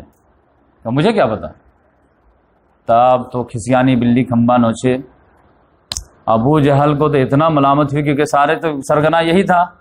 وہ تو اپنا غصہ جو ہے اور یہ کمی کو چھپانے کے لیے علی رضی اللہ تعالیٰ عنہ کو گھسیٹتے ہوئے لایا, دم پکڑتے ہوئے حرم میں مارا پیٹا یہ وہ. لیکن علی رضی اللہ تعالیٰ اتنا آسانی سے اگلنے والے کچھ چھوڑے نہیں. وہ سمجھ گیا کہ ان پہ ٹائم ویسٹ کریں گے تو اور باہر نہ نکل جائے. کہا ان کو چھوڑو بھائی, ان سے کچھ ملنے والا نہیں. پھر فوراً جو ہے دوڑا گیا ابو بکر صدیق رضی اللہ عنہ کہ یہ ان کی پہلا جمپ وہیں ہوگا. یہ اس کو کیا پتا, رات ہی میں وہ نکل چکے تھے. ادھر آ گیٹ نہ گئے. تب ابو تو جان تو چلے جا چکے تھے, دادا ایک دم بوڑھے تھے, 2 بچی تھی اسما اور عائشہ. اسما جو ہے گیٹ کھولی ہے, بولے تمہارے والد کہاں ہیں؟ کیا مجھے نہیں پتا. تمہیں نہیں پتا؟ ابو جہل نے ایک تماچا مارا, ایسا تماچا مارا ہے کہ ان کے کان کی بالی گر گئی. لیکن پھر ان لوگوں نے کہا کہ بچے کو مار کر کے کچھ تھوڑا مل جائیں گے, جلدی چلو, ابھی تو کہیں نہ کہیں تو راستے ہی میں ہوں گے. لہذا ایس کال دے کر کے فوراً جو میٹنگ بیٹھائیں گے کیا کیا جائے. ندوہ میں سارے لوگ جمع ہوئے. اب ابو جہل جو ہے اپنا جو ہے غلطی کو چھپانے کے لیے کچھ بھی کرنے کے لیے تیار تھا. میٹنگ کا کہا کہ زندہ یا مردہ دونوں میں سے ایک جو بھی لا کے دے گا 100 اونٹ میں دوں گا, لیکن وہ زندہ یا مردہ چاہیے مجھے. اب یہ جو ہے ایگو کا مسئلہ بنے گا. لہذا آپ سمجھیں کہ عورت مرد بوڑھے بچے سب دوڑ گئے, پورا مدینے کے راستے کو چھان مارے, ادھر سے ادھر سے ادھر سے ادھر سے. لیکن محمد صلی اللہ علیہ وسلم جو ہے اپنا اسٹائل اپنا الگ اپنا لیے تھے. وہ کیا کہ ابو بکر صدیق رضی اللہ تعالیٰ عنہ کے گھر گئے, اب پیچھے کی کھڑکی سے پیچھے نکل گئے. اب دیکھیے مکہ جو ہے یہاں پہ ہے تو اس کے شمال میں یعنی نارتھ میں جو ہے یثرب ہے, اور پھر آگے شام ہے, اور نیچے جو ہے ساؤتھ میں جو ہے یمن ہے. تو اب کوئی بھی آدمی مکہ جانے والا کہاں جائے گا؟ وہ جو ہے نارتھ میں جائے گا, شمال میں جائے گا. محمد صلی اللہ علیہ وسلم اسٹریٹجیکل موو لیے کہ جو ہے ساؤتھ میں آئے. اب 5 کلومیٹر دور جب پہاڑی ایک جو ہے خاردار پہاڑی تھی, سور نام کی پہاڑی, ادھر جو چلے گئے. اب سارے لوگ دوڑے ادھر. اب محمد صلی اللہ علیہ وسلم بولے کہ رات ہی ہم کو اپنے ٹھکانے تک پہنچنا ہے. لہذا اس کے لیے بہت تیزی سے چل رہے تھے, 5 کلومیٹر کراس کرنا تھا. اب 12-1 بجے تو گھر سے ہی نکلے. پھر ابو بکر صدیق رضی اللہ عنہ گھر میں آنے پہ 1 گھنٹہ لگ گیا ہوگا. پھر وہاں سے جو کھڑکی سے باہر نکلے ہیں. پھر وہاں سے جو رات محمد صلی اللہ علیہ وسلم بولے کہ صبح ہونے سے پہلے ہم کو محفوظ پناہ جگہ تک پہنچنا ہے, کیونکہ سارے لوگ ہم کو پیچھا کریں گے ہی کریں گے. لہٰذا بہت تیزی سے چلے, بہت تیزی سے چلے. غار ثور جو ہے بہت کھردرا پہاڑی ہے, نوکیلا پہاڑی پتھر. اب محمد صلی اللہ علیہ وسلم جو ہے اپنا سیفٹی کے لیے یہ بھی کر رہے تھے کہ چلتے جا رہے تھے اور قدم کے نشان بھی مٹاتے جا رہے تھے. اور پھر اس میں جو ہے کبھی کبھی کیا کرتے تھے کہ پنجوں کے بل چلتے تھے, تاکہ پورے جو ہے پاؤں کے نشانات چھوڑتے نہ چلیں جائیں, جس کی وجہ سے وہ پنجہ جو زخمی ہو گیا. جب زخمی ہوا تو اب چل ہی نہیں پا رہے. اب لیکن رات ہی رات تو پہنچنا ہے صبح ہونے سے پہلے. تو پھر ابو بکر صدیق رضی اللہ تعالیٰ عنہ کو جوش آیا, اور سمجھیے کہ کوائٹ امپاسبل بات لگتی ہے لیکن جنون میں آدمی کر جاتا ہے. محمد صلی اللہ علیہ وسلم کو ایسے اٹھا, پہاڑ پہ دوڑتے ہوئے چڑھ گئے. جبکہ آپ دونوں کی شکل و صورت دیکھیں گے تو ابو بکر صدیق رضی اللہ تعالیٰ عنہ جو ہے وہ عمر فاروق رضی اللہ تعالیٰ عنہ کی طرح باڈی بلڈر نہیں تھے, بہا نہایت نحیف الجثہ شریف انسان. لیکن جنون میں آدمی کچھ بھی کر دیتا ہے. تو ایک دم فوراً اٹھائے محمد صلی اللہ علیہ وسلم کو. پہاڑ پہ اکیلے چڑھنا مشکل ہوتا ہے, یہ محمد صلی اللہ علیہ وسلم کو لے کر کے اوپر چلے گئے دوڑتے ہوئے, کیونکہ ٹائم بہت کم تھا. اور پھر فوراً غار ثور کے اوپر چوٹی پہ ایک چھوٹا سا جو ہے غار ملا ہے. وہ ایک دم جو ہے کوئی آدمی اتنے پہاڑ پہ چڑھتا ہی نہیں تھا, بکری چرانے والا بھی نہیں چڑھتا تھا, بالکل جو ہے وہ سیدھا حالت میں. وہ ڈر گئے کہ یا رسول اللہ رکیے 1 منٹ, یہ جو ہے بہت ویران پڑا ہوا ہے, تو مجھے لگتا ہے کہ یہ خطرے سے خالی نہیں ہے, اس میں سانپ بچھو کچھ بہت کچھ ہو سکتے ہیں اس میں. تو پہلے میں رسک لیتا ہوں, میں اندر جاتا ہوں اور پہلے چیک کرتا ہوں, صفائی کرتا ہوں, اور پھر میں آپ کو آواز دوں گا تب آپ آئیے گا. یہ کنٹریبیوشن ہے حضرت ابوبکر صدیق. گئے اندر, پتہ چلا کہ سوراخ وغیرہ ہے. لہذا جو صفائی کیے ہیں اور سوراخ وغیرہ کو اپنا تہبند کو پھاڑ کر کے جو ہے اس میں سب میں منہ میں ڈال دیے ہیں. پھر بھی جو ہے تہبند کچھ تو کم سے کم سطح ڈھانکنے کے لیے بھی چاہیے, اتنا ہی پھاڑ سکتے تھے جتنا ناگزیر. اور اس کے بعد جو ہے پھر بھی جو ہے 2-3 سوراخ بچ ہی گئے. تو پھر دونوں پاؤں کی ایڑی اس پہ ڈال دی تاکہ اس میں سانپ اندر باہر نکل نہ پائے, اور کاٹے بھی تو میرے ایڑی کو کاٹے. اور پھر آواز دی یا رسول اللہ آئیے اندر. محمد صلی اللہ علیہ وسلم تو بہت زیادہ زخمی ہو گئے تھے, پاؤں جو ہے ایک دم خون سے شرابور تھا, آئے بہت زیادہ تھک گئے تھے. فوراً حضرت ابوبکر صدیق رضی اللہ تعالیٰ عنہ کے اس پہ جو ہے پاؤں سر رکھ کر کے, اور فوراً نیند آ گئی, کیونکہ رات بھر کی تھکاوٹ تھی. دن ہی سے جو معاملہ, جب سے جبریل علیہ السلام آئے سے تبھی سے دوڑ بھاگ چالو ہو گئی تھی. ابو بکر صدیق رضی اللہ آرام سے بیٹھے ہوئے ہیں, دونوں پاؤں پسارے ہوئے ہیں اور دونوں سوراخ میں پاؤں رکھے ہوئے ہیں, اور محمد صلی اللہ علیہ وسلم ان کے جانگ پہ پاؤں رکھ کر کے سو. محمد صلی اللہ علیہ وسلم کو 2 منٹ بھی نہیں لگا اور نیند آ گئی. لیکن یہ تو جگے ہوئے تھے لیکن جس سے ڈر تھا وہی ہو گیا. وہ ایڑی میں سانپ نے مارا ڈن, اور وہ جو ہے پہاڑی سانپ, اس کے زہر جو ہے اس کی تپش اتنی آئی, لیکن اب محبوب سویا ہوا ہل بھی نہیں سکتا. کیونکہ محمد صلی اللہ علیہ وسلم سوئے کہیں نیند نہ کھل جائے. اب ڈنگ پہ ڈنگ برداشت کی جا رہے ہیں لیکن موو نہیں کر رہے ہیں. اب ایک طرف محبت ایک طرف تکلیف، کرے کیا آدمی؟ کہ اگر تھوڑے سے ہلیں گے تو محمد صلی اللہ علیہ وسلم کہیں گے پھر تم سو میں بیٹھتا ہوں. لیکن محمد صلی اللہ علیہ وسلم کے آرام ان کو سب سے زیادہ قیمتی چیز، لہذا وہ ہل نہیں رہے اور سانپ جو ہے وہ ڈنگ چھوڑ نہیں رہا، یہاں تک کہ برداشت کرتے کرتے کرتے کرتے کرتے لیکن آپ چیخ کو تو برداشت کر لیں گے، آنسو پہ تو آپ کا کنٹرول نہیں ہے. لہذا وہ آنسو جو تکلیف جیسے گرنی شروع ہو گئی. تکلیف شروع ہوئی تو گود میں تو محمد صلی اللہ علیہ وسلم کا سر تھا، اب تھوڑا سا ادھر ادھر کیے بھی لیکن کتنا کریں گے، تکلیف تو جاری تھی. وہ فٹافٹ جو گرنے لگا محمد صلی اللہ علیہ وسلم آنکھوں پہ آنسو، چہرے پہ آنسو گر گئے. ایک دو بوند گرا کے وہ فوراً جا کے محمد صلی اللہ علیہ وسلم کیا بات ہے؟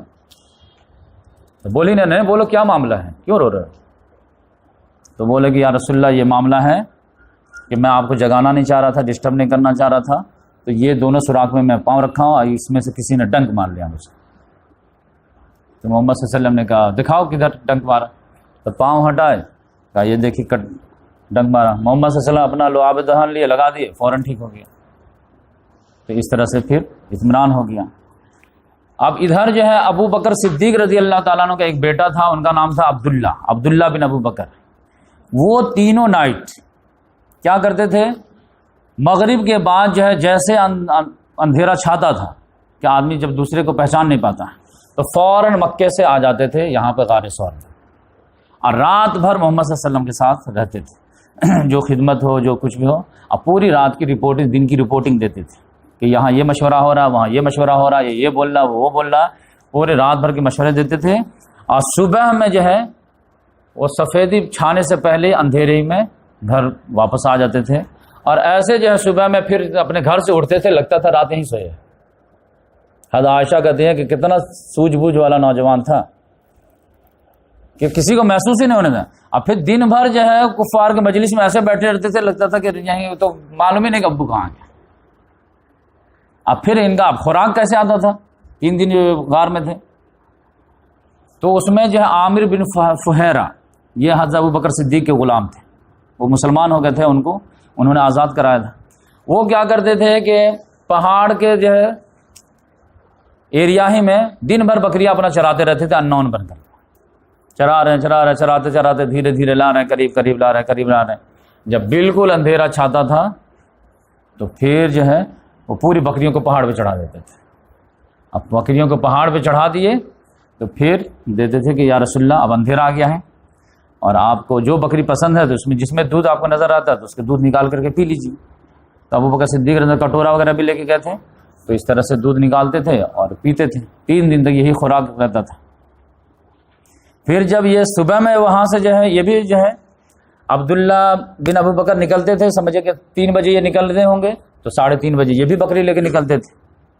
اور پھر یہ اتنا ٹیکٹیکل موو کرتے تھے کہ جہاں عبداللہ بن ابو بکر کے نشان کے قدم رہتے تھے تو اسی نشان پہ اپنی بکریوں کے ریوڑ کو دوڑاتے تھے تاکہ ان کے نشان مٹ جائیں اور کسی کو کوئی جو سمبل نہ چھوٹ پائے. اتنا زیادہ جو ہے پورا جو ہے پوری پلاننگ کی گئی تھی.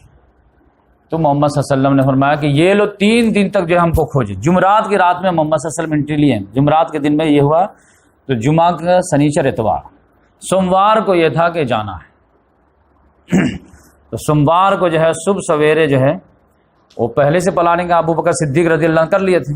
محمد صلی اللہ علیہ وسلم نے کہا کہ دیکھو اب یہ لوگ جو ہے تلاش کر کے مایوس ہو چکے ہوں، میں ملا نہیں ہوں گا، تو اب جو ہے نکلتے ہیں. تو بولے کہ رکیے رسول اللہ صلی اللہ علیہ وسلم کیسے جائیں گے؟ تو بولے کہ ابھی میں آپ کو سرپرائزنگ ایک دیتا ہوں. فوراً جو ہے عبداللہ بن عریقہ جس سے پہلے بات ہو چکی تھی 2 اونٹ لے کر کے دم تیار.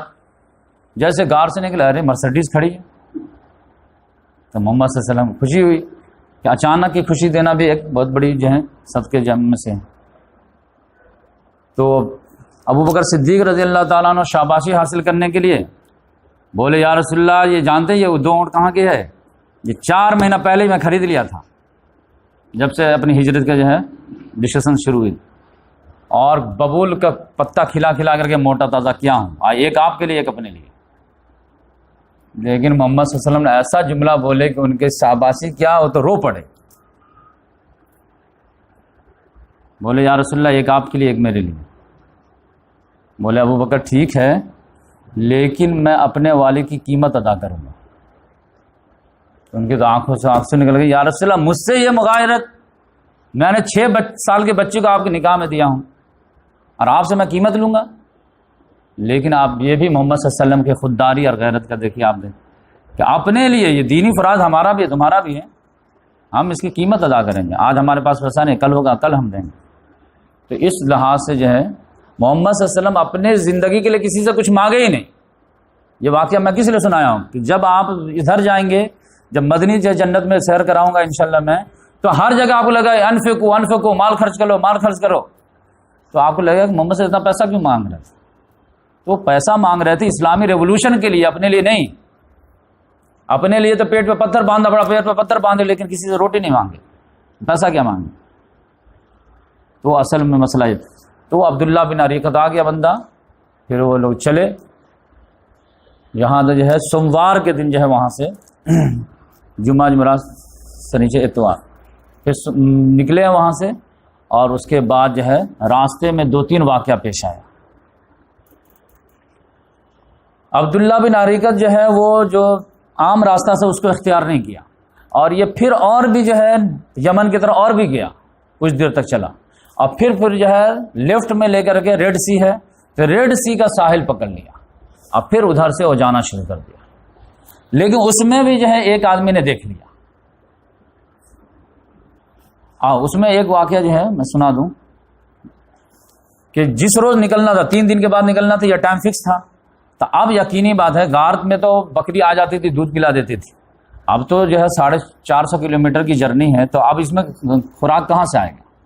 تو ابو بکر صدیق رضی اللہ عنہ اپنی بیٹی کو بول دیے تھے کہ بیٹی جو بھی پیکیج وغیرہ ہونا نا, تو وہ تم جو ہے سوموار کو لے کر کے آنا. تو بچی تو ابو بکر صدیق کی بچی تھی, اسما رضی اللہ عنہ جو بھی کھانا پینا بنانا ہوا ستو وتو پیکٹ وغیرہ وہ لے کر کے آ گئی. صبح سویرے دم پہنچ گئے کہ آج ابو جانا رہا محمد سے نکلیں گے. لیکن جیسے ہی جو ہے اس کو باندھ کر کے اب اونٹ کے گردن میں لٹکانا تھا, تو لٹکانے والا کپڑا ہی نہیں تھا.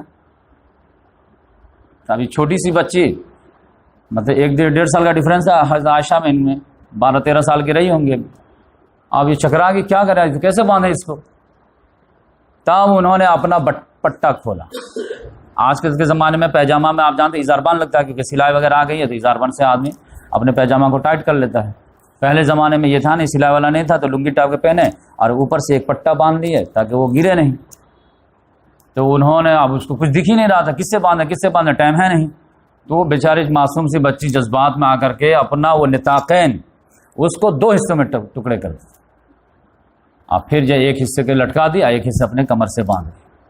یہ واقعہ اس لیے میں سنا رہا ہوں کہ بعد میں بنو امیہ والے اسی کو مذاق کا سبجیکٹ بنا دی.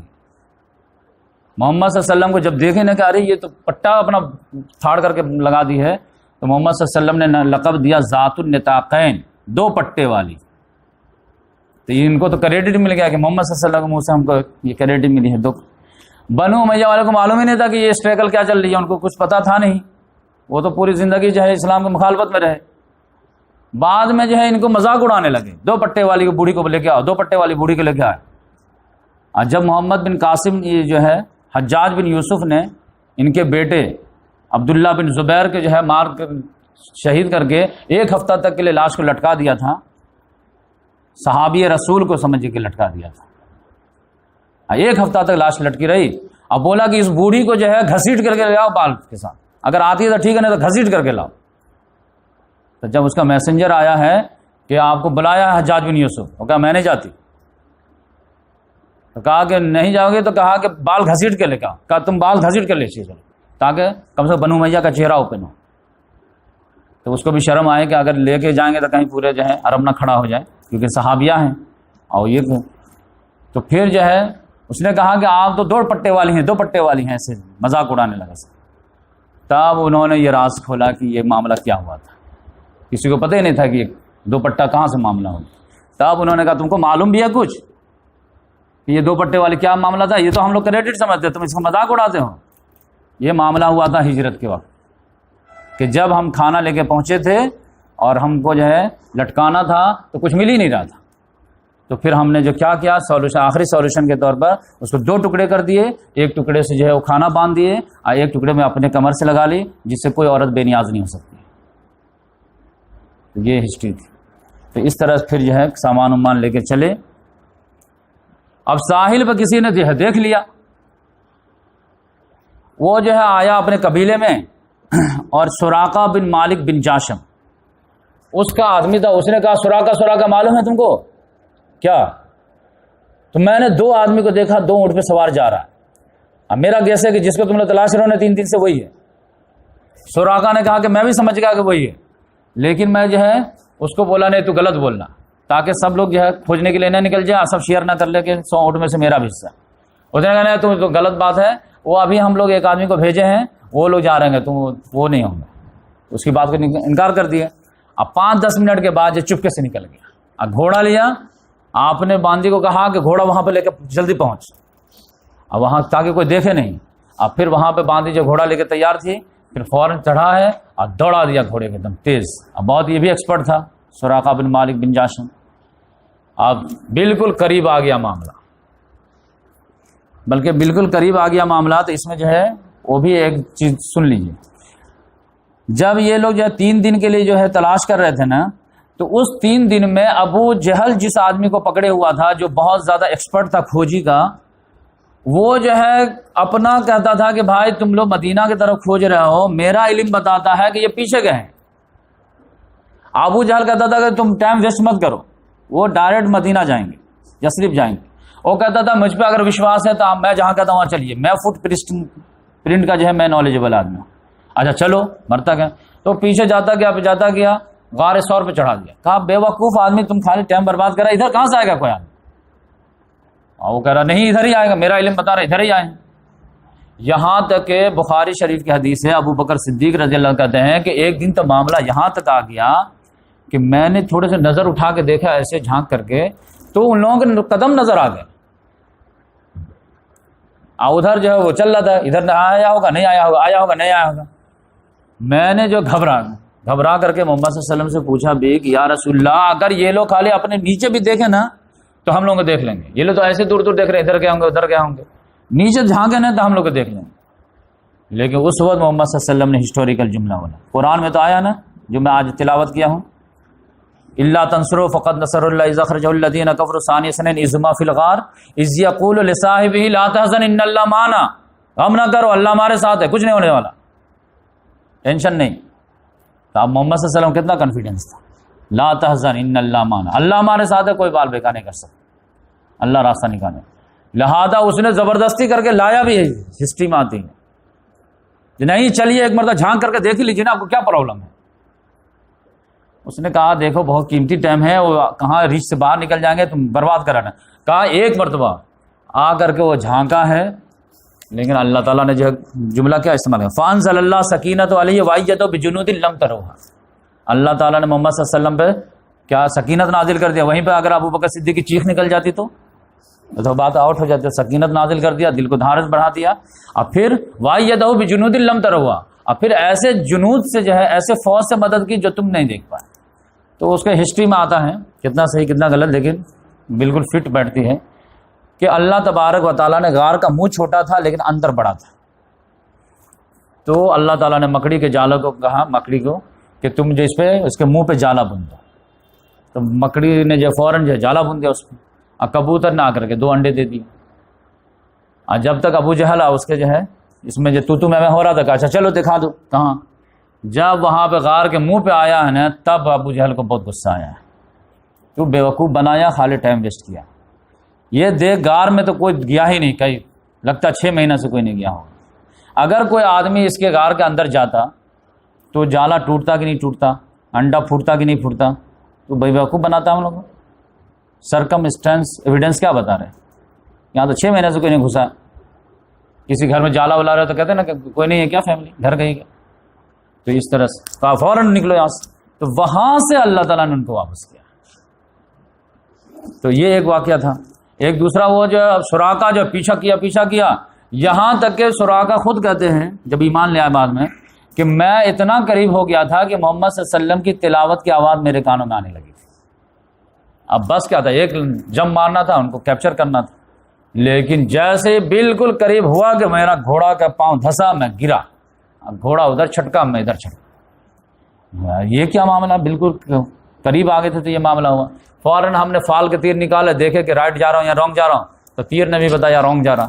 لیکن 100 اونٹ کی لالچ، پھر تھوڑا جانے دو، فال وال کچھ نہیں ہوتا. پھر ایڑ لگایا، پھر بالکل قریب آ گیا، یہاں تک ابو بکر صدیق گھبرا گئے.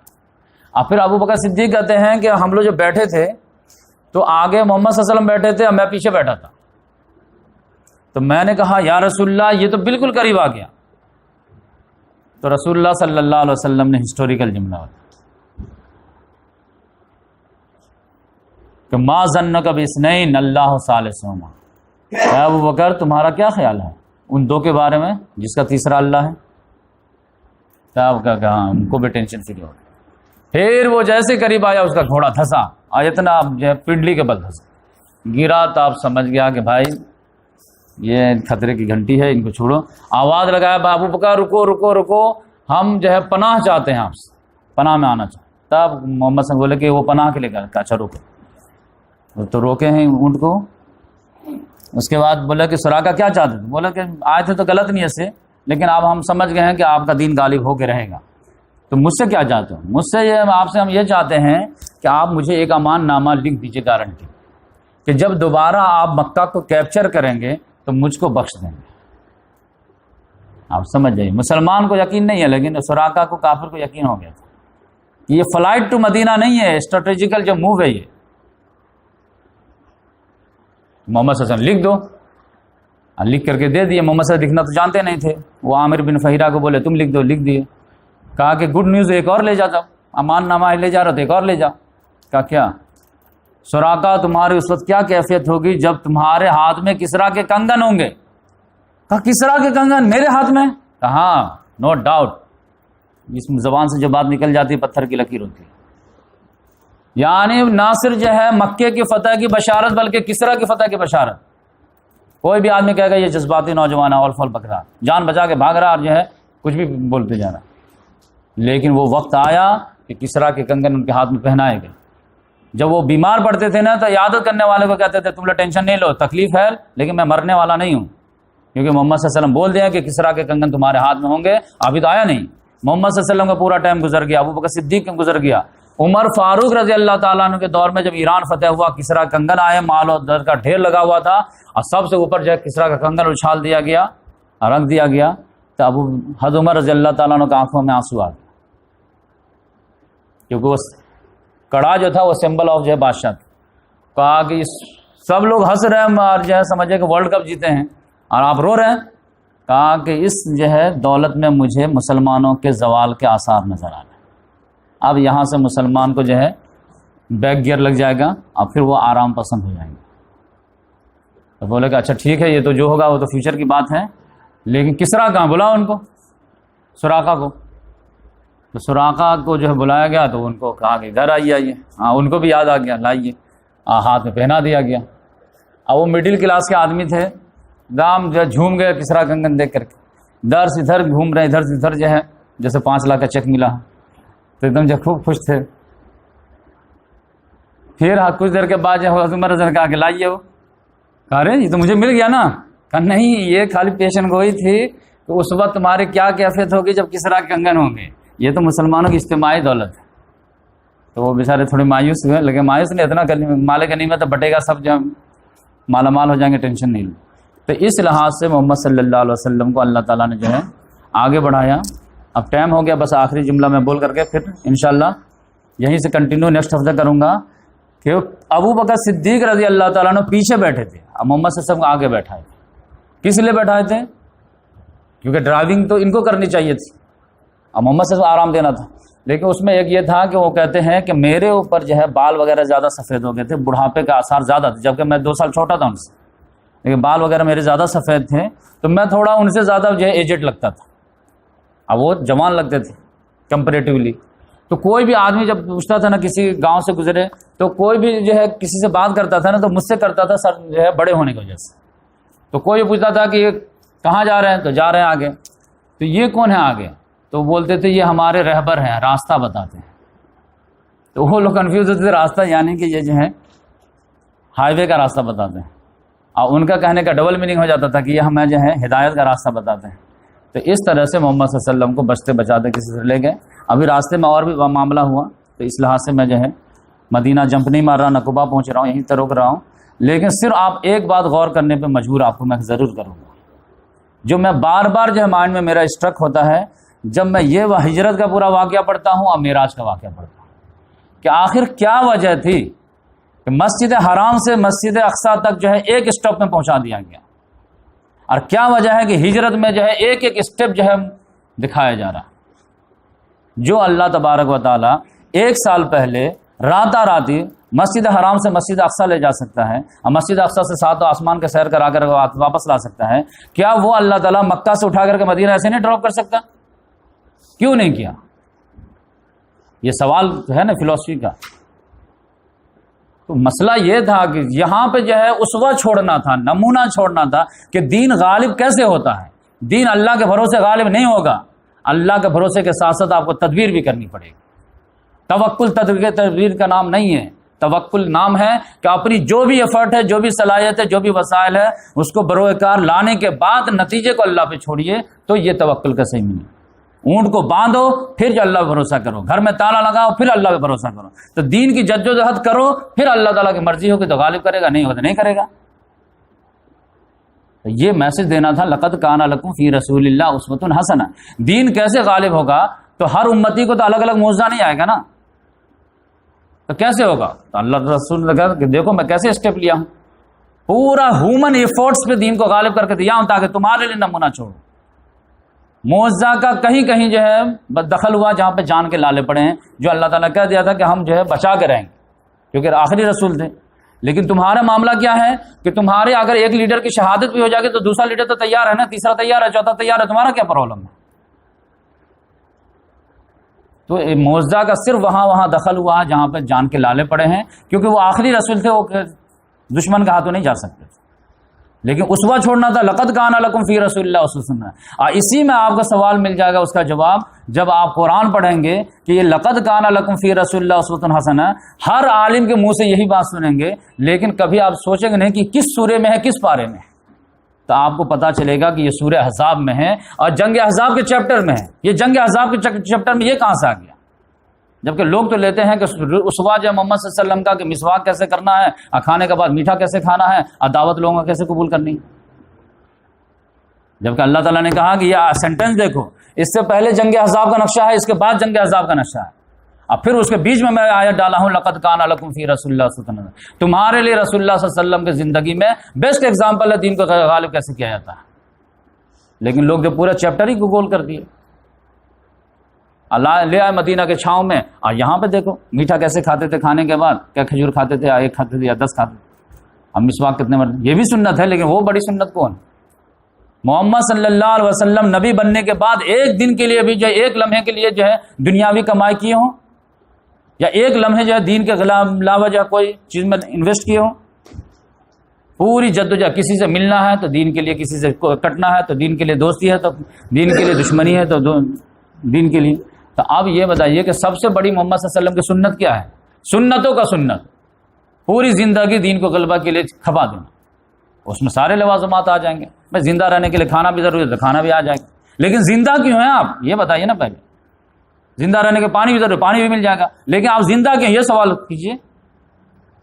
هو الذی بعث فی الامیین رسولا منہم یتلو علیہم، ابھی تو چیپٹر کھلے گا، ابھی مدنی دور آئے گا، تو بار بار اللہ تعالیٰ نے 3 مرتبہ ہیمر کیا کہ غفلت میں مت پڑیے گا، کہ آپ مت سمجھے کہ دوسرے رسولوں کی طرح آپ صرف رسول ہیں۔